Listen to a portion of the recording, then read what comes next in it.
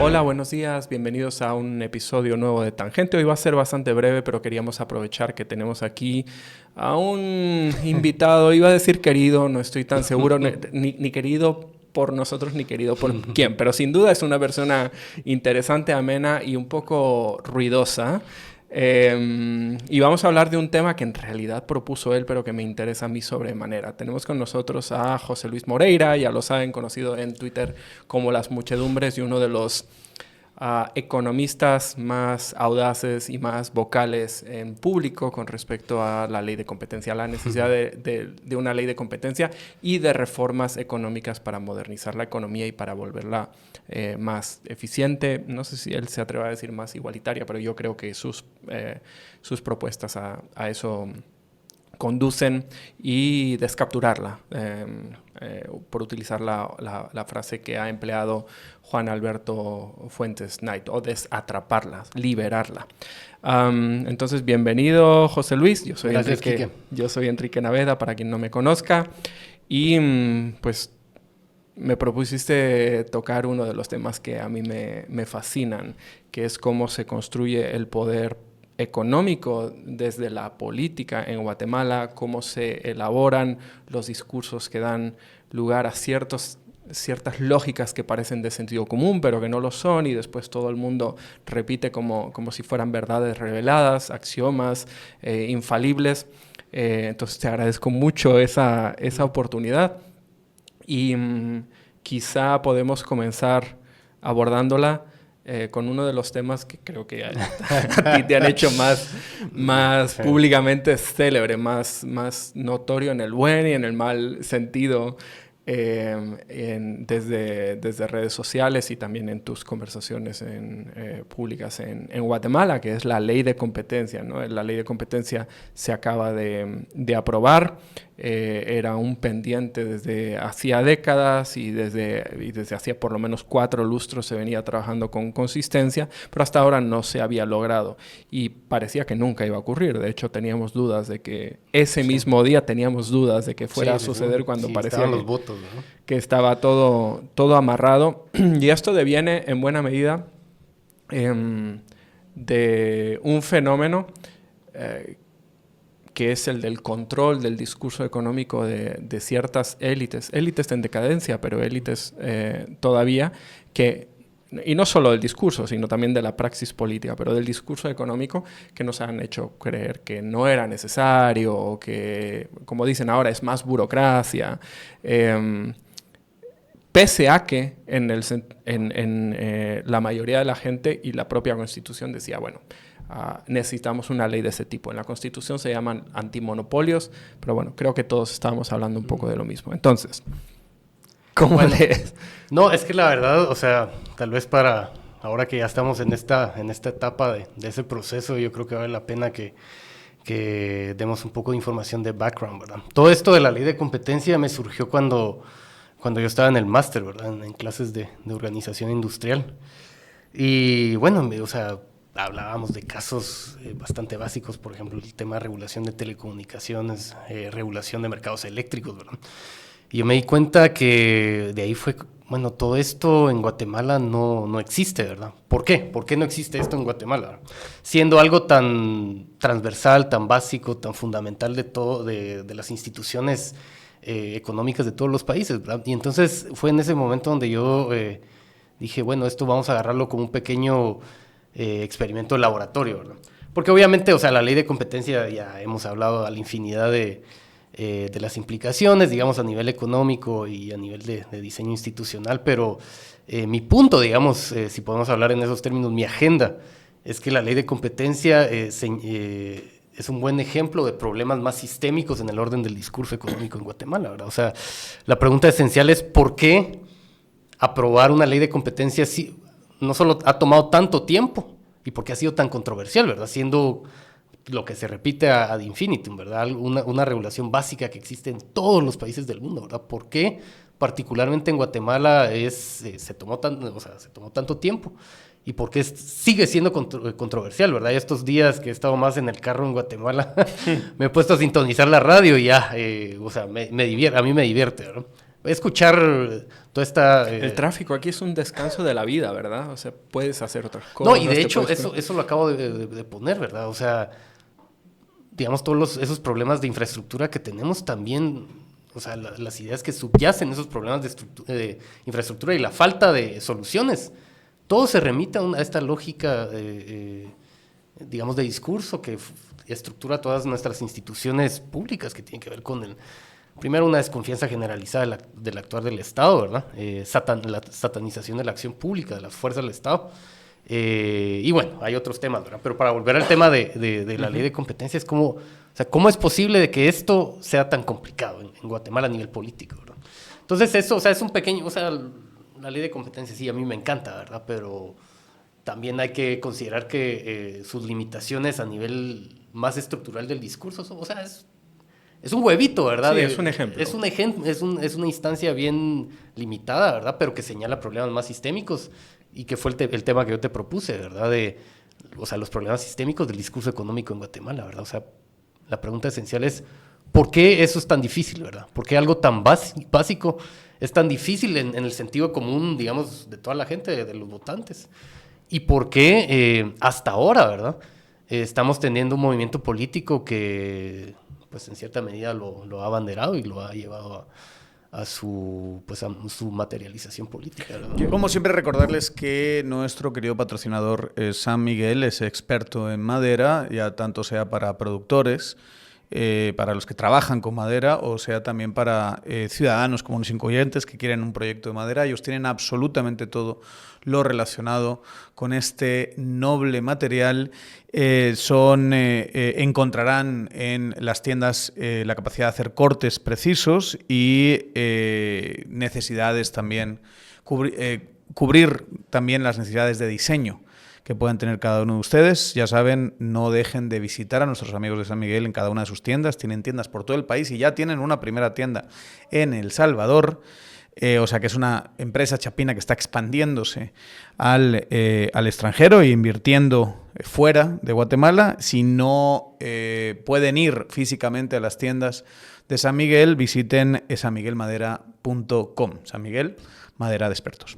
Yo tengo una hipótesis que es a la vez creo que uno de los mayores obstáculos para que se aprobara y uno de los motivos por los que a mí me interesó tanto esta ley, que es una ley que no solo tiene potencial económico, no estamos hablando de que es potencial, otra discusión. Potencial económico, sino que tiene un gran potencial político en términos de dispersión del poder.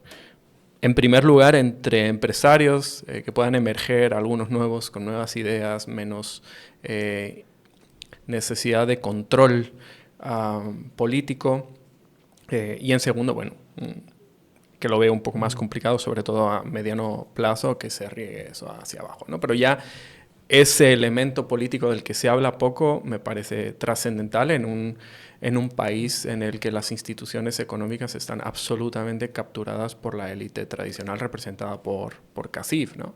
No, y por ejemplo, otro de mis caballitos de batalla es, por ejemplo, la Junta Monetaria, ¿verdad? O sea, uno cuando empieza a criticar la constitución de la Junta Monetaria, que, o sea, digamos, los poderes o las prerrogativas o el ámbito donde los poderes de la Junta Monetaria aplican, eso es algo bastante común en todos los países, ¿verdad? Siempre hay un consejo monetario que determina la política monetaria de un país y que a su vez tiene poderes regulatorios sobre el sistema bancario. Eso está en todos los países, ¿verdad? El problema es que cómo se compone la Junta Monetaria en Guatemala, ¿verdad? Y las implicaciones de esto. Porque yo venía pensando cuando venía para acá, un ejemplo hace un par de años, ¿verdad? De una resolución de la Junta Monetaria que, por ejemplo, autorizaban a los bancos, o sea, bancos que tenían filiales offshore, o sea, que existían ciertos instrumentos en su balance, como bonos del gobierno de Estados Unidos o bonos que tenían un rating bastante alto, contabilizarlos como encaje, ¿verdad? Uh-huh. Entonces yo me puse a pensar, ese es un ejemplo bien clásico de las implicaciones de que una junta monetaria como tal se constituya así, ¿verdad? Porque, a ver, recordemos quiénes componen la Junta Monetaria. Son ministros, representantes del sector privado y representantes de los bancos. El problema es que en una instancia, en una decisión regulatoria tan específica como eso, ¿verdad? Que, o sea, hay que entender cuáles son las implicaciones de que se reconozca cierto tipo de activos en el balance de un banco para el encaje o no, ¿verdad? Entonces, cuando uno se pone a pensar, ¿un ministro de Agricultura tendrá el expertise para entender cuáles son las implicaciones? No, y no debería, ¿verdad? Los ministros son cargos políticos. Ministro de Finanzas, ministro de Economía, un diputado, ¿verdad? No, es que porque...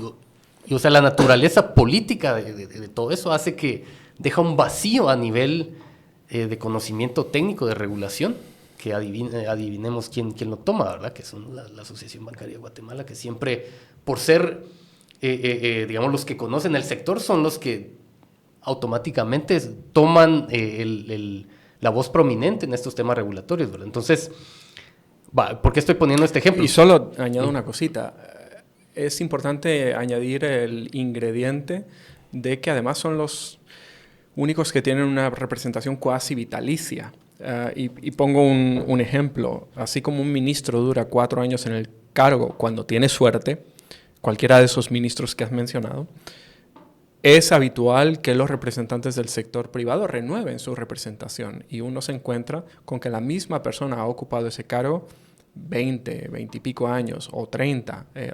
Que eso genera problemas incluso si fueran tecnócratas. Recuerdo un caso de en torno a 20. Genera problemas, me imagino que vas a ir por otro lado de lo que yo voy a mencionar, pero sobre todo genera un desequilibrio de información muy grande entre los tecnócratas o los políticos que llegan a ocupar el cargo y que en teoría son los llamados a dirigir a eso, un ministro de Finanzas, y la información institucional que tienen esos miembros del sector privado que están representando los intereses del sector privado, no los del país. No nos equivoquemos. Se convierten casi que en la memoria institucional, porque además, digamos, el manejo de registros, de actas, etcétera, no es perfecto, no ha sido y menos era perfecto hasta ahora. O sea, no es completamente público tampoco. Entonces, hasta ahora es muy común que los ministros tuvieran que asesorarse en torno a qué pasó, por qué se tomaron ciertas decisiones con los propios representantes. No, la implementación de regulaciones como Basilea 1, 2, 3, o sea, todas esas cuestiones que son regulatorias bancarias muy específicas. El problema es que cuando tenés una instancia, o sea, compuesta por políticos o por representantes sectoriales, ¿verdad?, se crea este vacío, y ese es el punto esencial que quería hablar hoy, ¿verdad? Que se crea este vacío que la gente, o sea, el electorado no es capaz de conceptualizar y se llama un vacío de tecnocracia, ¿verdad? Entonces, porque como la lógica corporativista te dice, ok, bueno, tenemos representantes de ciertos sectores, ¿verdad? Entonces, cuando en natural, o sea, lo que siempre me contestan cuando digo esto, no debería estar el sector privado en un órgano regulador, ¿verdad? Entonces me dice, ¿pero quién más va a conocer mejor el sector que el sector privado? Te iba a preguntar justo por ese argumento porque es el que recibo yo. No, y es que nosotros sabemos de economía porque nosotros... No, y esa es precisamente la evidencia a la cual yo quiero señalar, ¿verdad? Este vacío de conceptualización del poder tecnocrático. Porque aparte está el poder político, ¿verdad? Que son todas las personas que son electas a través de un proceso electoral. Pero esta laguna conceptual que tenemos a nivel de discurso público, ¿verdad? El poder de la tecnocracia, y eso es, pues, mi hipótesis, es profundamente deliberada, ¿verdad? Porque, ok, bueno, entonces como no sabemos qué es tecnocracia, ¿verdad? No tenemos un conocimiento claro de cómo es el ejercicio del poder regulatorio, ¿verdad? Entonces se delega todo eso al sector privado, que obviamente tiene sus problemas, ¿verdad? O sea, todo el tema del conflicto de interés, todos los problemas que se pueden emanar a nivel de estructuración de la competencia en los mercados, todos los problemas que vos habías señalado antes a nivel político, ¿verdad? O sea, uno puede pensar infinidad de problemas que se derivan producto de la falta de la conceptualización del poder tecnocrático, ¿verdad? Entonces, toda la regulación está en manos de un sector que es sujeto a la regulación, ¿verdad? Entonces, o sea, reitero, ¿verdad? Eso tiene consecuencias a nivel de cómo se estructuran los mercados, ¿verdad? Y para volver al tema central, ¿verdad?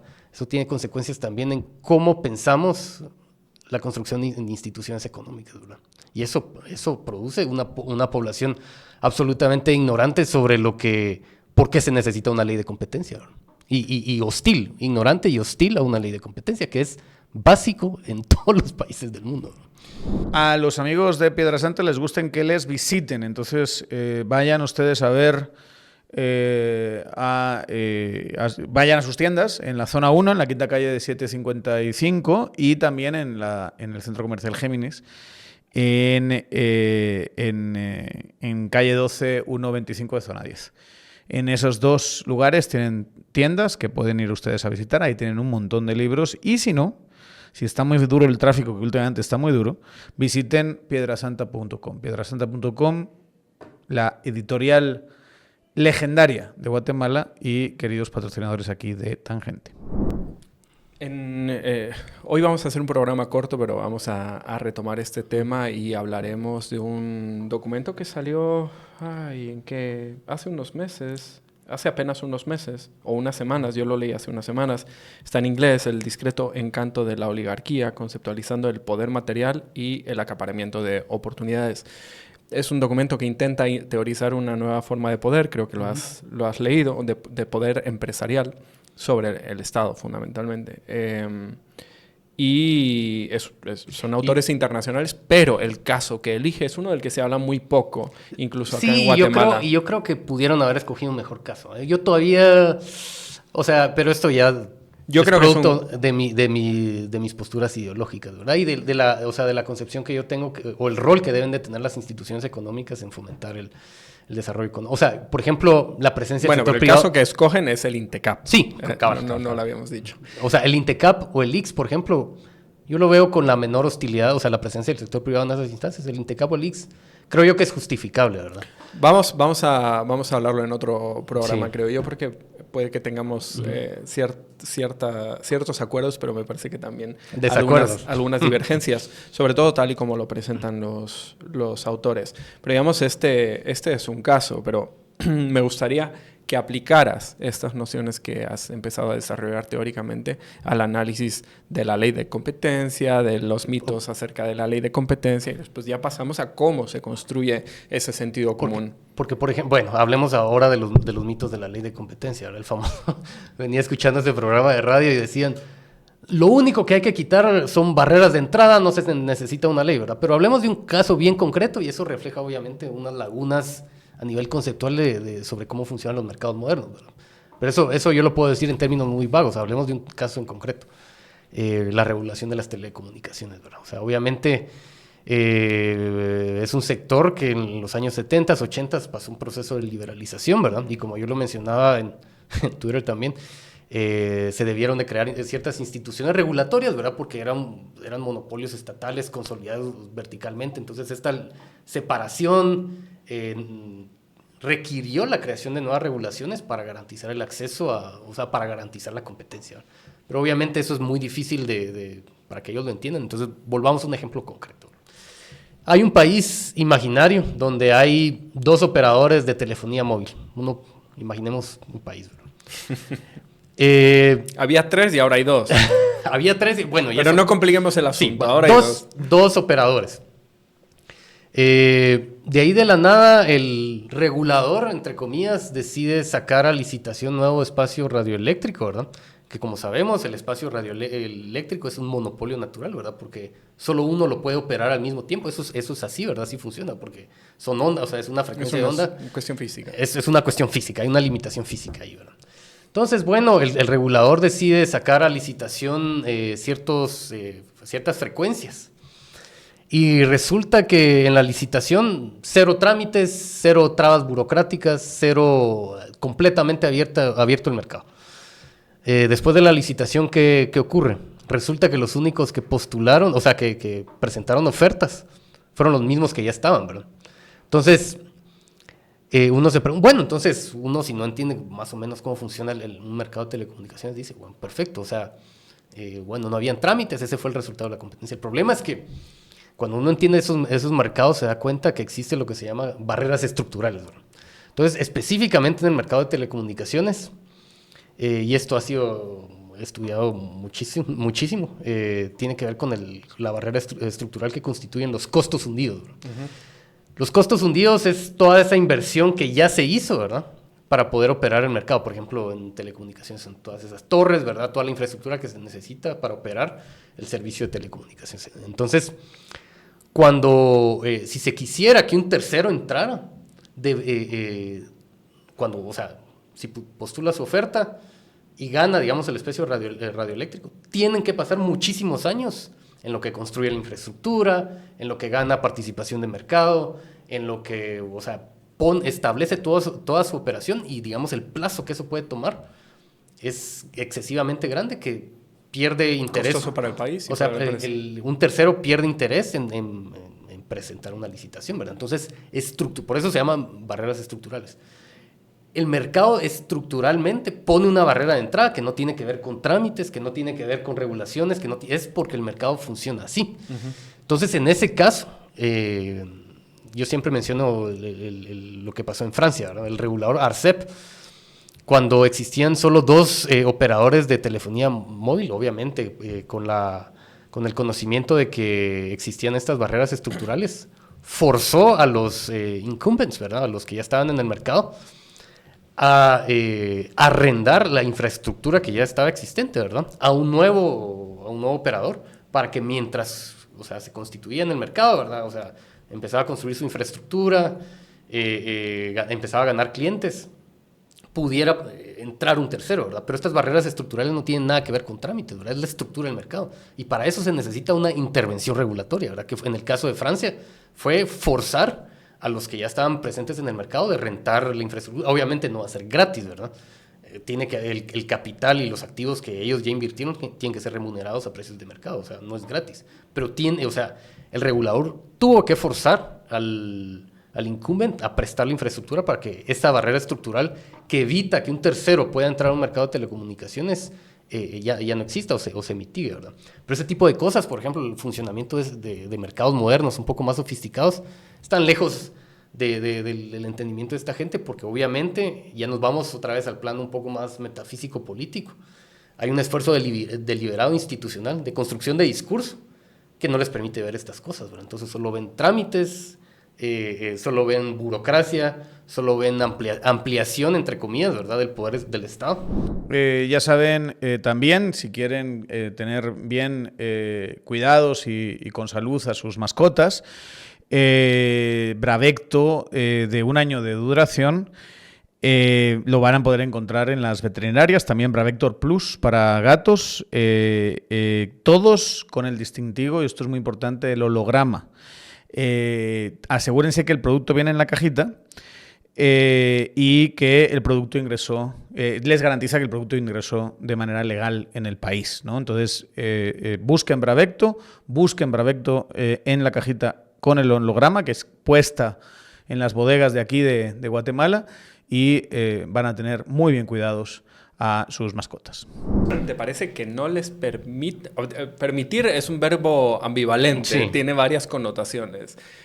Y podemos pensar que es el resultado de haberse puesto orejeras y no lograr verlo, o no, fue una decisión deliberada de no verlo. Y es que lo que pasa es que toda la disidencia, o sea, a nivel de discurso, toda la disidencia, y eso lo hemos hablado muchísima gente que se ha sentado en este lugar, es aplastada. O sea, toda la disidencia a nivel de discursos es aplastada. O sea, mucha de esa gente se queja de la cultura de cancelación, pero ellos son los mismos que ejercen la cultura de cancelación. Hay una diferencia entre la sumisión y...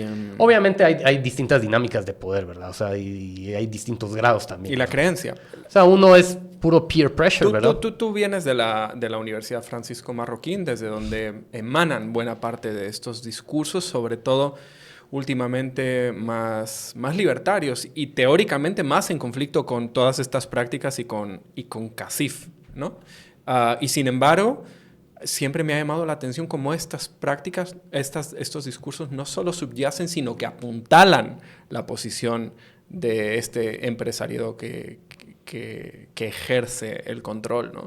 Siempre me ha llamado la atención esa fricción. Entonces, vos que venís de ahí, ¿cómo lo entendías? ¿Cómo lo entiendes? No, ese fue... Bueno, yo también he pasado por ahí. Fueron grandes. No, o sea, aquí hay muchas dinámicas. Y me refiero a cómo lo entiendes, si como un ejercicio de sumisión real, una aceptación de que dependemos de todo esto, o como una convicción de que... Es que hay muchas dinámicas at play al mismo tiempo, ¿verdad? O sea, uno tiene que ver, como digo, esta dinámica endogámica del discurso, ¿verdad? Yo empiezo a repetir lo que una persona en poder repite, ¿verdad? Porque repetir lo que ellos dicen, en cierta medida, me acerca a donde ellos están, al menos a un nivel ideológico, ¿verdad? O sea, es un poco esta dinámica aspiracional. Hay mucho de eso, pero también hay ejercicio unilateral del poder, ¿verdad? Mira, yo no te voy a contratar porque vos dijiste esto, o yo no te voy a contratar porque vos sos medio socialista, ¿verdad? Entonces, o sea... Yo debo contarte que he vivido eso, no en carne propia, porque a mí no dependía mi contratación de eso, pero, por ejemplo, sí cuando estaba en plaza pública, las señales que mandaron muy recurrentemente es: si plaza pública sigue trabajando en estas líneas, nadie va a querer contratar a los economistas de la Universidad Rafael Landívar. ¿Por qué? Porque no se puede contratar a gente que y es lo que así. te escribí ahí, que o sea, toda esta construcción de discurso, o sea, no solo es abierta, o sea, de falsedades, no solo es abiertamente por parte de las cámaras del sector privado, sino también hay tanques de pensamiento, hay universidades, hay medios que están en esta misma dinámica. De ponerte la letra escarlata. Si dices algo que se salga del mainstream, que se salga del discurso aceptado y aceptable. No, y es que... Y fíjate que tampoco es el juego de llevárselas de disidente o de rebelde just because, ¿va? O sea, no se trata de eso. Es solo simplemente cuando haces un ejercicio más o menos racional de comparar el desarrollo de las instituciones, el funcionamiento, por ejemplo, los mercados laborales con otro país que no sea tan lejano, te das cuenta cómo es posible que en Guatemala funcione así, ¿verdad? Y es otra vez, volvemos a lo que yo te decía, ¿verdad?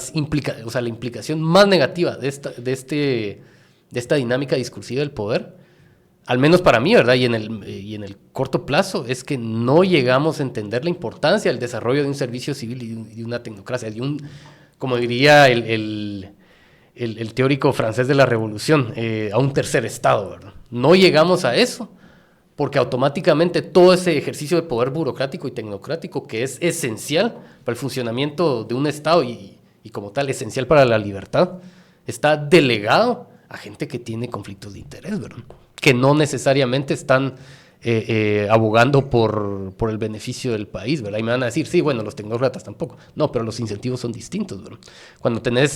Cuando vivís en un país donde existe una carrera, o sea, como funcionario, donde no tenés que tener miedo de que si te echan del Estado y no vas a conseguir trabajo. O sea, eso cambia radicalmente los incentivos y la forma en cómo se ejerce ese poder tecnocrático. Y hay otro elemento ahí. Tenemos que ir cerrando ya. Ahí nos quedamos con muchas cosas para el próximo programa.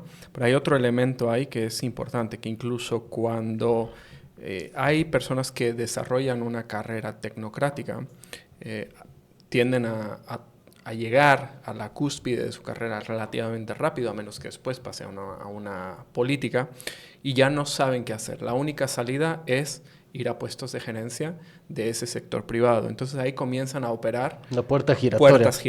Puertas giratorias que están reguladas en muchos otros países, pero en Guatemala no, o de muy mala manera. Entonces mucha gente, cuando se va acercando a posiciones de poder, empieza a hacer cálculos de qué va a hacer después con su carrera, y los cálculos pasan por saltar al sector privado, y el sector privado tiende a capturarlos, empiezan a desarrollar una relación de interés mutuo, de expectativa de interés y beneficio mutuo para el futuro, y ahí se empieza otra vez. A ver, dejo aquí una curiosidad al público para que pensemos cómo funciona esta dinámica que vos acabas de mencionar. ¿Alguien sabrá dónde está trabajando el ex ministro de Economía que presentó una ley de competencia que fue un chiste para el pueblo de Guatemala? Hay que averiguar dónde está trabajando, porque probablemente eso revelaría un poco cuál es este fenómeno de la puerta giratoria y por qué se hacen esas cosas. ¿Y de dónde venía? José Luis, que ahora que estamos en la cúspide de la conversación, nos quedamos tenemos picados. que dejarlo. Pero mira, vamos a reservar otro programa para terminar de hablar de ciertos mitos, para conversar acerca de cómo se construyen y desde dónde se construyen y cómo se da forma al conocimiento popular sobre economía en Guatemala. Y un fenómeno clave en todo esto, una forma de diseño institucional clave en todo esto, que es el corporativismo. Y terminaremos tratando de ofrecer algunas perspectivas de solución, algunas posibilidades de solución, si te parece. Tiene que haber parte 2. Tiene que haber parte 2. Procuraremos hacerlo en los próximos días o cuando tu disponibilidad lo permita. Así que muchísimas gracias. Y bienvenido. Ya sabes que acá eres querido, ¿no? Depende quién, ¿verdad? Depende quién. Bueno, muchas gracias y tengan ustedes muy feliz día. Esperamos que hayan disfrutado esta prueba, este caramelito, este dulce, este teaser para la conversación que tendremos más elaborada en los próximos días.